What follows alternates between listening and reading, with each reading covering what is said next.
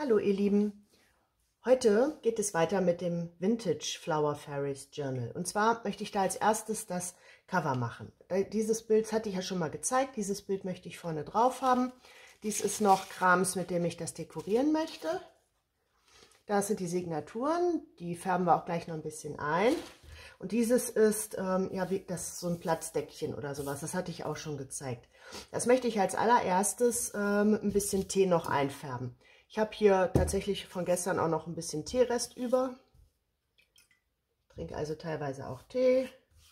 Und da male ich einfach so ein bisschen rüber, sodass das nicht mehr so ein paar Teekrümel, alles authentisch, sodass das alles ein bisschen eingefärbt ist. So, ich kann es noch ein bisschen krumpelig lassen. Einfach so ein bisschen rüber.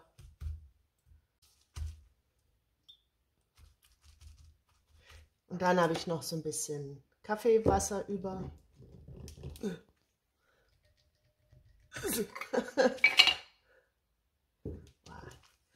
Da kann ich auch noch ein bisschen drüber.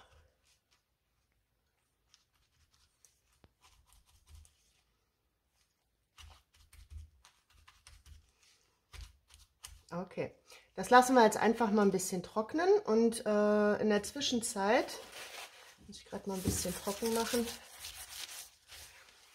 In der Zwischenzeit können wir die Signaturen noch ein bisschen einfärben. Ich lege sicherheitshalber noch ein neues drunter. So, das lassen wir einfach mal da. So. Die sind natürlich jetzt auch noch, das ist ja aus dem Blog vom Action, das ist jetzt auch noch ein bisschen sehr clean. Gehen wir einfach so ein bisschen drüber, um es abzudämpfen. So. Also das geht eigentlich alles. Da kann ich die Ränder noch ein bisschen distressen. Vielleicht kann ich hier ab und zu noch mal so ein bisschen Highlights drüber setzen.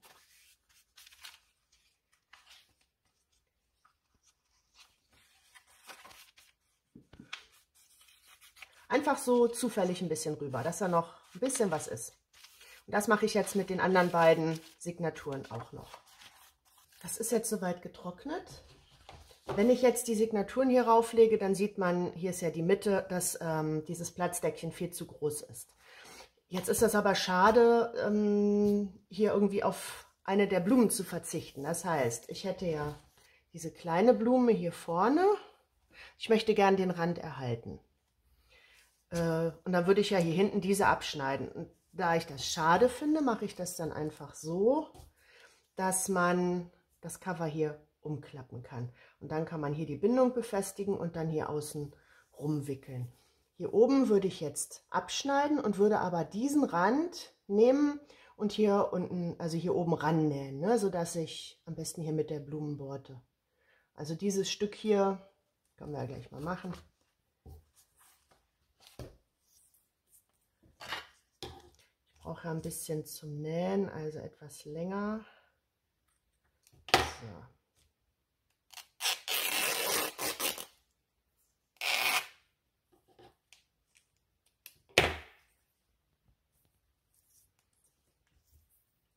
Ich nehme jetzt dann quasi diese Blumenborte und nähe die dann hier so oben ran.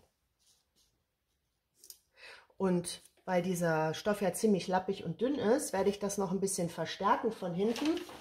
Und zwar habe ich hier noch so eine Papiertüte, die habe ich auseinandergenommen. Und die werde ich jetzt dann quasi auch zuschneiden und werde dieses hier darauf nähen. Und da hat man dann auch gleich noch diesen tollen Sound und das Ganze ist noch befestigt.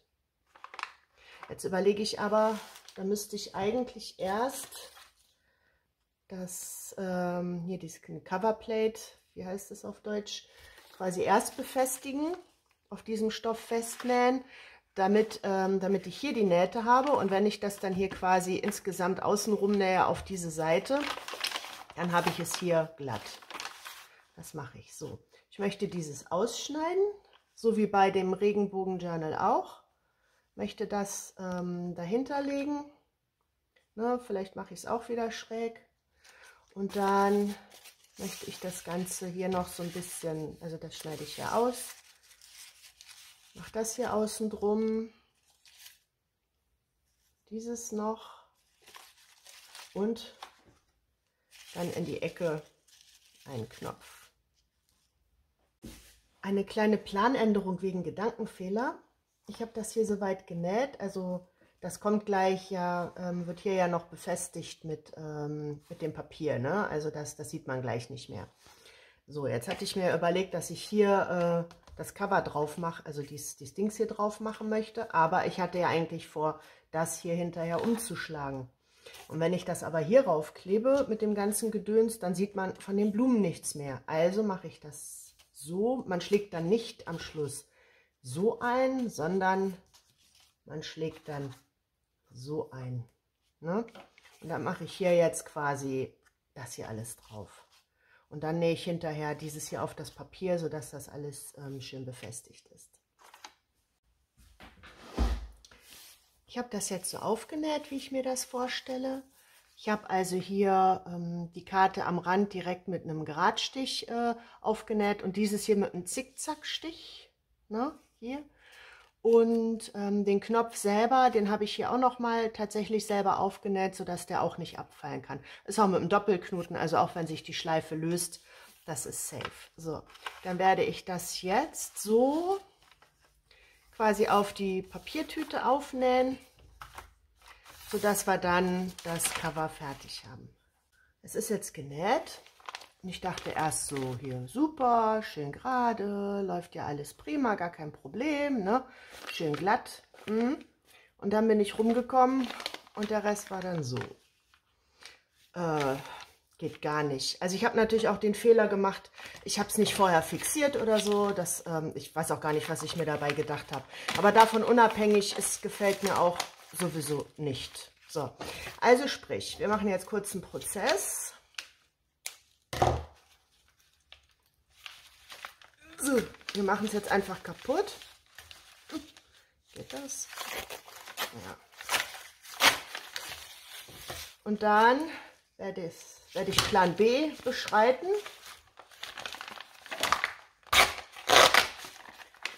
Und Plan B wäre, ich nehme ein Buchcover. Ne? Das werde ich jetzt mit Seidenpapier außen bekleben, so noch ein bisschen crunchen, ne, dass es schön gekrumpelt ist. Es ist ja so schon. Und dann werde ich das mit Acrylfarbe bemalen. Ich habe das Buch jetzt mit dem Seidenpapier beklebt, so krumpelig hier aufgeklebt, ringsrum, auch schön um die Ecken. Ne? Und das werde ich jetzt von außen mit diesen Farben halt streichen, ne? Mit dem Schwamm so auftupfen, sodass es so ein bisschen gemuschelt ist. Und dann kommt von innen, wo habe ich es? Hier. Eins von diesen Blättern von diesem Block hier, ne?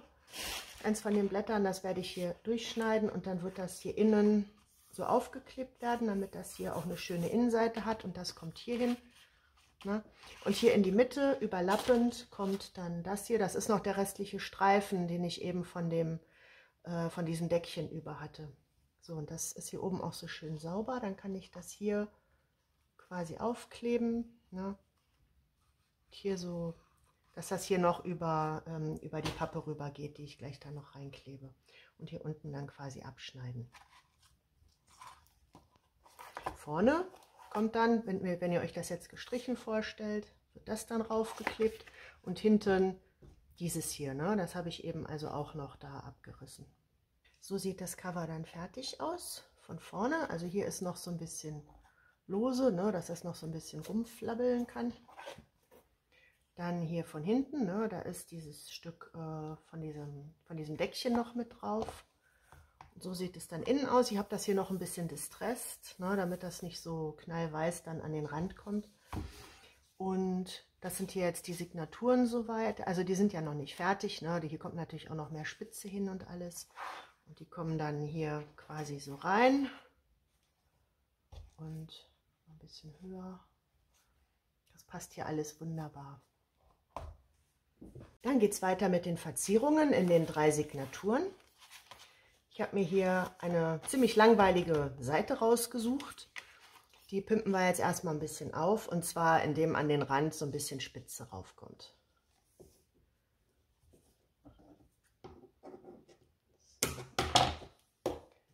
Das Cover ist ein kleines bisschen breiter als diese DIN A5 Seiten. Also wenn DIN A4 gefaltet ist, ist es ja DIN A5, ne? Und demzufolge passt das gut, wenn hier ein bisschen Spitze noch am Rand raushängt.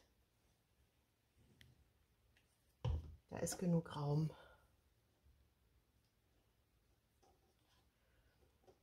So. Den Überschuss schneide ich dann ab.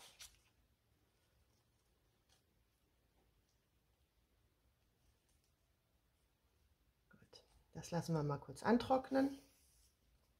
Während es antrocknet, können wir diese hier schon mal ein bisschen zurechtschneiden. Die möchte ich jetzt quasi als, so als Journal, hätte ich es ja auch ganz lassen können, fällt mir auf. Naja, jetzt bin ich dabei. Als Journaling-Karte nehmen. Und das Haar lassen wir mal dran.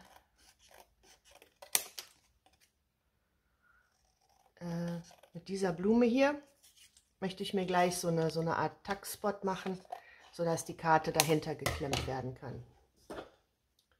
Nehmen wir mal einfach die 4 mm, damit ich vom Haar nicht so viel abschnippel, aber es trotzdem noch ein bisschen begradigt ist. Okay, dann ein bisschen distressen, damit die Schnittkante verschwunden ist. So, und dann möchte ich gerne hiervon das hier quasi so aufkleben, hier unten, sodass das hier oben noch als Tuckspot benutzt werden kann.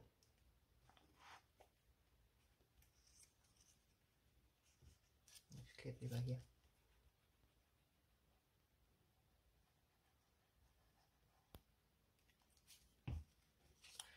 So, und unten muss ich dann, zu viel Kleber genommen, den Rest dann abschneiden. Ich hätte erst das Dressen wollen. Nochmal hoch.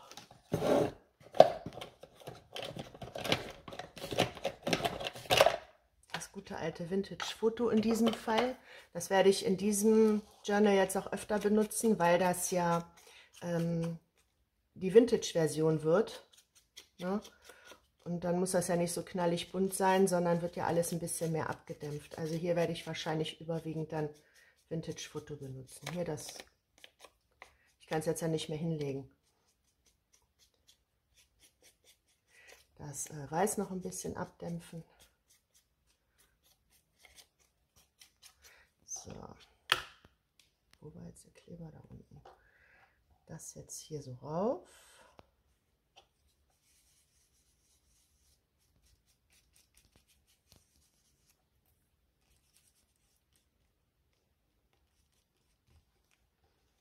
Okay, Überschuss abschneiden.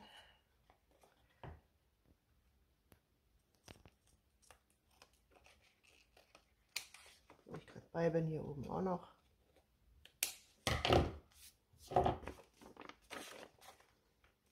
Ja. Und dann kommt die Karte hier rein. Die lasse ich noch ein bisschen weiter oben, sonst klebt die hier unten nachher noch mit fest. Dann nehme ich mir diese Edith Holden Seite. Das ist eine von den größeren. Und wie man sieht, muss ich die dann noch ein bisschen zurechtschneiden. So, und da kommt auf diese Seite diese Elfe. Die schneide ich jetzt hier am Rand aus. Dann habe ich aus meinem neuen Buch diese schöne Seite mit den Iris. Und habe ja, das habe ich ja im letzten Video schon gezeigt, aus so einem modernen Buch hier in denselben Farben, super zusammenpassend, auch so eine Seite. Das heißt, die werde ich einfach so in die Signatur mit einbinden, sodass die so nebeneinander sind. Und diese Elfe, das ist jetzt zwar eine andere Pflanze, aber ich finde, das passt farblich hier trotzdem richtig gut zu. Guck mal hier mit dem Gelbbraun, ne, und dem Gelbbraun. Und das werde ich jetzt in den Tag verarbeiten und dann wird das hier noch befestigt. Ich habe den soweit zugeschnitten. Da kommt jetzt hier unten noch ein bisschen von dieser selbstklebenden Borte mit drauf.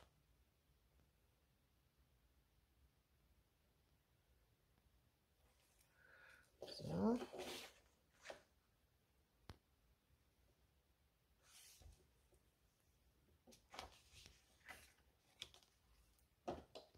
Ich habe den Tag rundherum noch distressed mit Vintage Foto.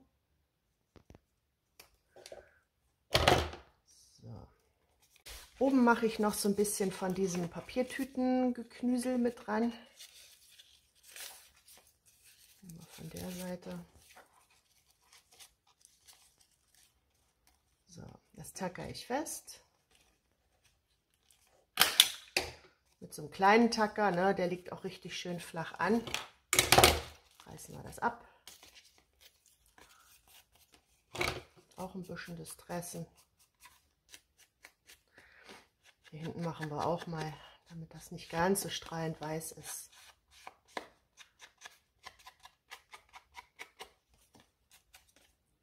So. Und da kann wieder so ein kleines Blümchen drauf. Hiervon.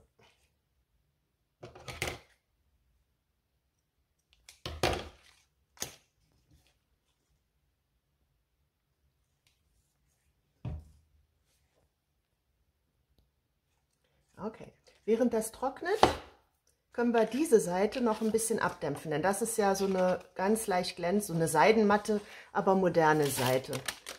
Das heißt, dann nehme ich auch dann nehme ich besser diesen Pinsel. So. Braun. Habe ich mir ja beschriftet in verschiedenen Farben. So.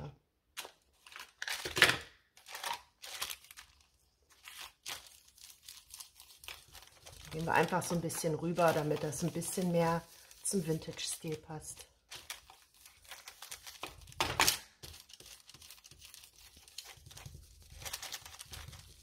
Den fertigen Tag, also diese beiden Seiten, werden somit in die Signatur eingenäht. Und dann nehme ich diesen Tag und klipse den hier an der Seite mit so einer verrosteten Büroklammer einfach fest.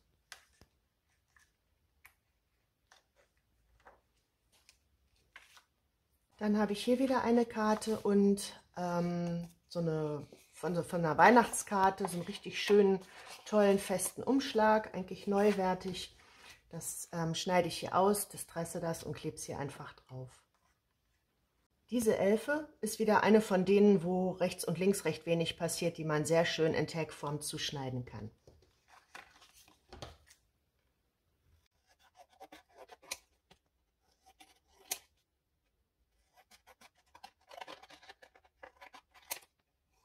Okay.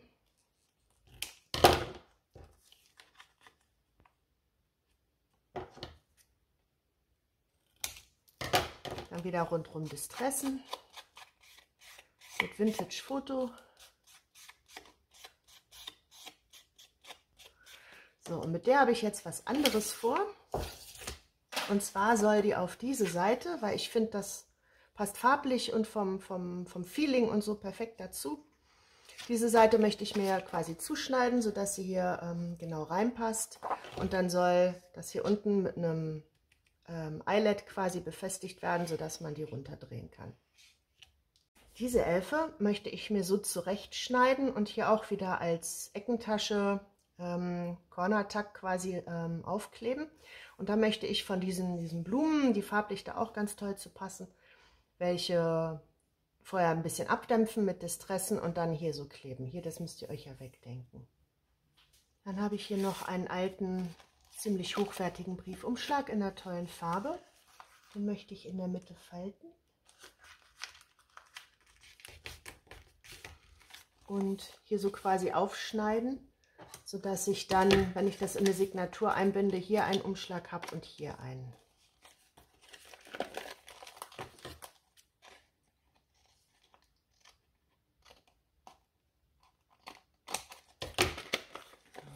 Die Kanten schneide ich, möchte ich so möglichst gleichmäßig so schneiden wie die hier schon vorhanden ist, damit das schön zusammenpasst.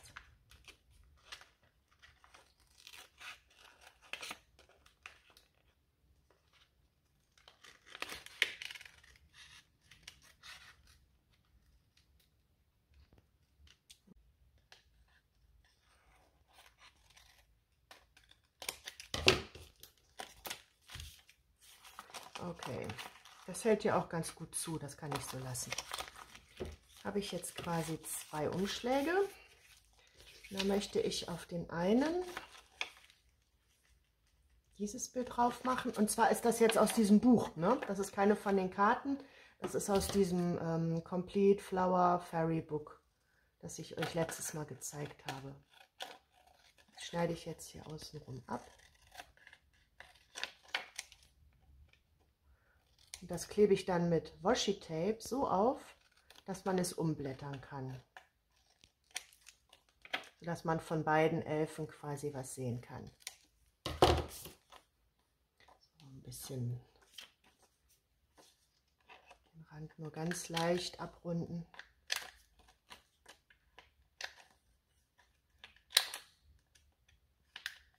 Und dann distressen, wegen der Schnittkante.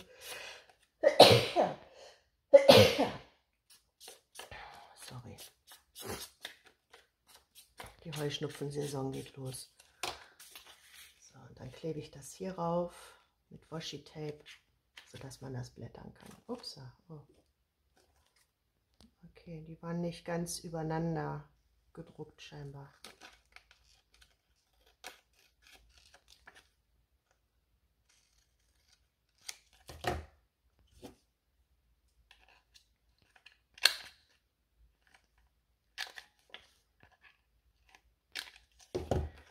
So.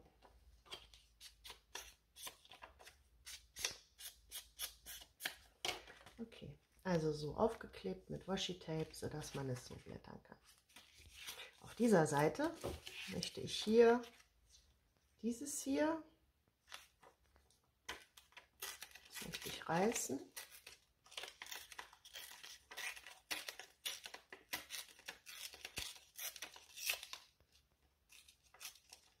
Das ist auch ein Bild aus dem Buch.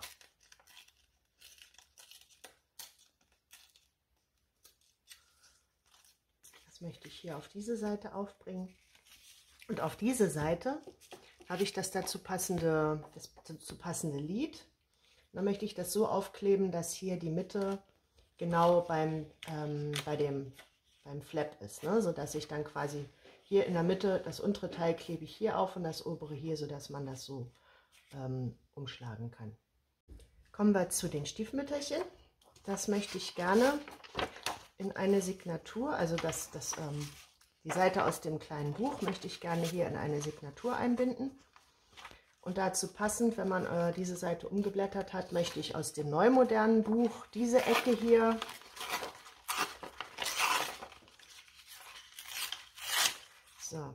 mir hier quasi zurechtschneiden, bisschen distressen und abdämpfen, hier als Ecke aufkleben, ne? Und dann diese Karte quasi ausschneiden und da reinstecken. Und zu dieser Karte habe ich mir dieses Bild ausgesucht, das habe ich schon ausgeschnitten. Das passt farblich mit diesem abgedämpften Blau-Türkis so wunderschön zusammen. Das möchte ich hier in der Ecke aufkleben, auch wieder so als Tasche quasi, sodass man hier oben diese Karte als Journaling-Karte einstecken kann. Dann hatte ich ja noch diese anderen Blöcke von diesem hier. Das sind ja so kleine, süße Vintage-Papiere. Da werde ich mir einfach ein paar rausreißen und die kommen dann in das Journal, in diese Taschen und Tuckspots und so, die ich jetzt ja teilweise mit den Elfen auch gemacht habe. Ne? Das sind so, das sind ja so kleine, extra noch so Papierchen, wo man drauf schreiben kann. Werde ich am Rand nochmal abrunden.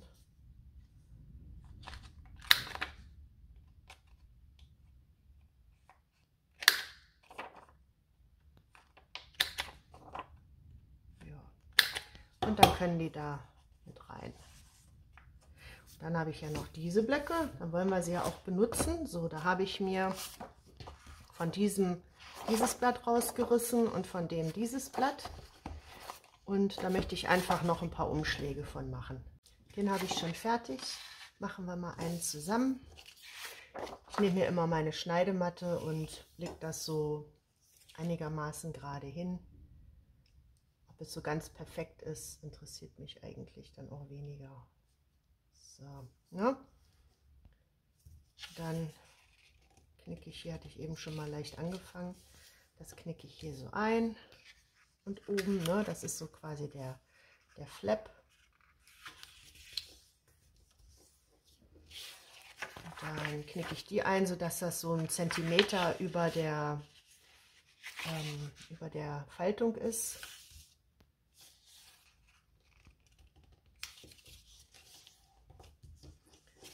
Und diese Seite auch. So. Ja. Und das kommt dann quasi so und wird hier oben umgeklappt. So, dann nehme ich, wo habe ich es hier? Dann runde ich noch die Ecken ab, weil ich das hübscher finde. So, und hier sieht man jetzt so ein bisschen Überstand, das heißt, diese Ecken, die schneide ich dann immer ab. Einfach so ein bisschen abrunden.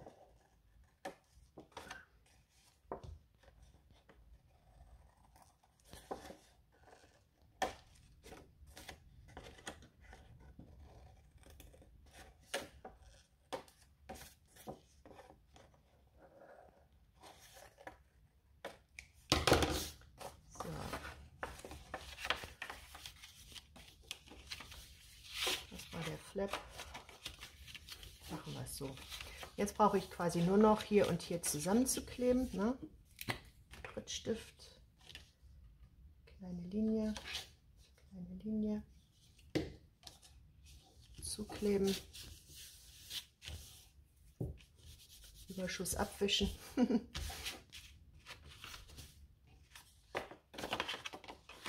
Fertig. Dann zeige ich euch hintereinander weg nochmal die Ergebnisse. Dieses hier ist die kleine Journaling-Karte mit dem Tuckspot. Dann haben wir hier die Karte, die Seite von Edith Holden. Die habe ich hier noch mit ein bisschen Washi-Tape verstärkt, weil die Seite hier relativ beansprucht war. So, und hier habe ich die Elfe ausgeschnitten und in die Distel mit reingesetzt. Das hier sind die Iris. Na, da ist mit der alten Büroklammer hier diese Journaling, der Tag festgeklipst. Und diese Seiten werden jeweils in die Signatur mit eingebunden. Dann haben wir den Umschlag, ne, mit einem Tuckspot. Und hier kann man auch noch was reintun. Das kommt hier in die Signatur. Hier, das ist der kleine Tag. Der ist einfach so zum Rausdrehen hier festgeklipst, ne, auf die Seite. Dann haben wir hier die verschiedenen Blumen festgeklebt und die sind hier quasi auf der Rückseite, sodass man diesen Tuckspot schön benutzen kann, ohne dass die stören. Dann haben wir hier den Briefumschlag von der Vorderseite. Also das kommt hier in die Signatur. Dies ist eine Seite und hier ist der Song von der Elfe. Und dies ist die andere Seite der Signatur. Und da haben wir hier 2 Fairies, auf jeder Seite eine. Dann haben wir hier die Stiefmütterchen, die sind hier so richtig schön abgedämpft. Ich finde, das sieht genauso aus, als wäre das auch aus so einem Buch gekommen. Und hier ist quasi die Seite auch als Journaling-Karte. Hier kann einfach dahinter gesteckt werden. Dann haben wir noch das hier. Auch diese Journaling-Karte, die man hier so dahinter klipsen kann. So, also das sind jetzt quasi die Ephemera und so weiter, die ich für das Vintage Flower Fairy Journal gemacht habe. Im nächsten Video machen wir dann die Grungy-Version, ne? Also das Cover und auch noch so ein paar von diesen Dekorationen und so weiter. Und im Video danach werde ich dann quasi die 3 Journals in fertiger Form einfach mal präsentieren. Ne? Also ich mache jetzt hier, wenn ich hier so stempel und schabloniere und sowas noch weitermache, das wiederholt sich ja dann letztendlich auch immer. Ne? Also das werde ich dann nicht mehr zeigen, sondern werde dann einfach, nachdem ich im nächsten Video dann wie gesagt noch die Grungy-Version ziemlich ausführlich gemacht habe, dann einfach noch präsentieren. Ja, dann freue ich mich, wenn ihr nächste Woche wieder dabei seid am Sonntag. Bis dahin wünsche ich euch alles Gute. Tschüss.